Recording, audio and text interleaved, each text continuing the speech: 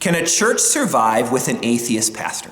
8 years ago, the Walrus magazine said that not only could they, but they were going to thrive as a new atheist pastor took over a Canadian church and taking Christ completely out of the service, completely out of the hymns, making the sermon more Mark Twain motivation, less Christ for us, compassion for us sinners. 8 years ago, this was praised as a hot new thing. Theology professors said this is a new way of doing church, have more politics, have more social things, less Christ-like. 8 years later, we have the receipts, and as you might expect, taking Christ out of the church doesn't do well for the church.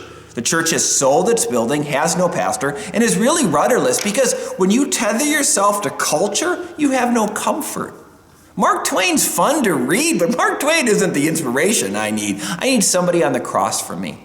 And I'd argue that this idea of taking Christ out of the church and offering some sort of secular nonsense, well, that's what culture's for, not the Christian church.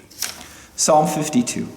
Why do you boast of evil, you mighty man? Why do you boast all day long, you who are a disgrace in the eyes of our God? We live in a culture that's trying more and more to get Christ out of it, and some churches are abdicating what Christ has given them for culture. And if that's happening in your life, or you're seeing that Psalm 52 is some comfort for you. You see what happens when David recognizes others doing this and saying, why are you boasting? Why does this seem so good? 8 years ago, theology professors, woohoo, this church is great. Didn't end up well. My point is, Christians have always seen foolishness in culture, and our comfort is not in our boasting. It's what Christ does for us.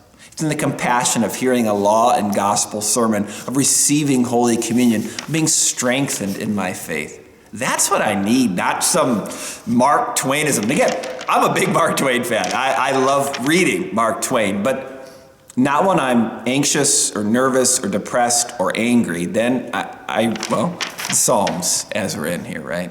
The comfort of Christ does not need to be removed, and those churches will fail without it. The comfort you have today is more than our culture. It is Christ himself for you this Christmas.